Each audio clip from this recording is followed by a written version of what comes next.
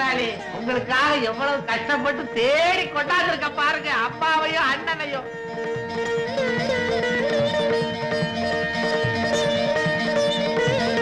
மகனே மகனே கல்யாணம், நான் தான்ப்பா உன்னை பெத்த அம்மா.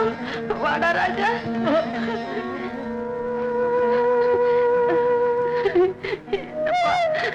சின்ன வயசுல உன்னை நான் பார்த்ததுப்பா. ரொம்ப சின்ன கை குழந்தையா இருந்தேப்பா. ஏப்பா அப்பா சாகும்போது என்னை பத்தி ஏதாவது கேட்டாரா? கொஞ்சம் தெரிஞ்சிருந்தா நான் ஓடி வந்திருப்பேன். கடைசி நேரத்துல அவரை பார்க்க கொடுத்து வைக்காத.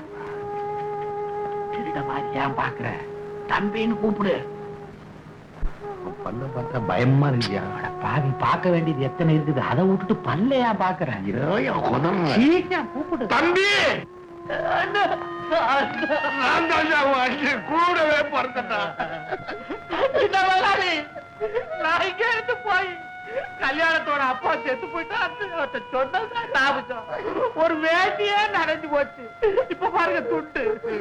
ரெண்டு பேரும் நல்லாவே நடிக்கிறாங்கல்ல? ஆமா ஆமா.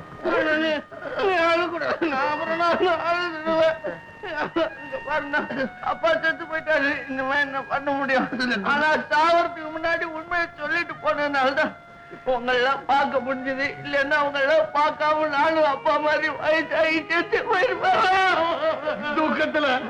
தூக்கத்துல எனக்கு தண்ணி வெளியே வரல, உள்ள இறங்குதியா?